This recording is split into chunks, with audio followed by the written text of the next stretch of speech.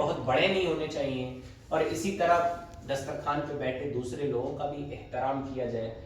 اور کتنا احترام کیا جائے میں آپ کو بتاؤں. اب تو خیر فیملی میں لوگ ایک ساتھ بیٹھ کے کھانا بھی نہیں کھاتے. حضرت امام حسن یا امام حسین اپنی ماں کے ساتھ بیٹھ کے کھانا نہیں کھاتے. لوگوں نے پوچھا کہ کیوں ایسا کرتے ہیں؟ فرماتے وہ ماں ہے نا، پتہ چلا کہ اس کوئی لقمہ کھانے کی خواہش حضرت فاطمہ یعنی میری ماں کی ہو اور میں اس کی طرف ہاتھ بڑھاؤں اور میری محبت میں میری ماں اس لقمے کو چھوڑ دے، میں یہ نہیں چاہتا. یہ ہوتا ہے دوسروں کا احترام.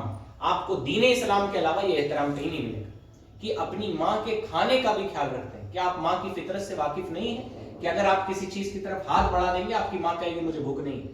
کرتی ہے مائیں، آپ کے ساتھ بھی ہوتا ہوگا ہے نا. وہ جو گھر میں سب سے خراب چیز ہوتی ہے وہ ماں اپنے حصے میں رکھ لیتی ہے، جو سب سے اچھی چیز ہوتی ہے وہ اپنے بچوں کو دیتی ہے نا.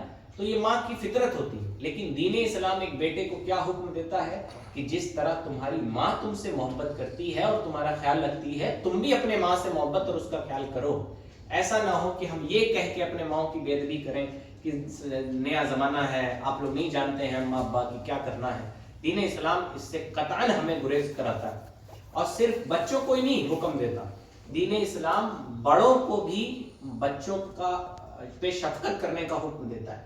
آپ نے دنیا میں کہیں ایسا نظام دیکھا؟ ابھی ہم لوگ ایک جگہ مغرب بعد بھی محفل میں تھے تو میں نے دیکھا کہ ایک والد آئے، بوڑھے والد، ماشاءاللہ داڑھی وڑھی رکھے تھے، لیکن وہ والد جیسے ہم لوگ صوفے پہ بیٹھے تھے، ایسے ہی 3 صوفے تھے، تو اس بڑے والے پہ ہم یہ اور فرحان بھی بیٹھے تھے، اور 2 صوفے پہ ان کو 2 صاحبزادے بیٹھے تھے، اور بیچ میں چادر بچھی تھی، سب لوگ نیچے بیٹھے.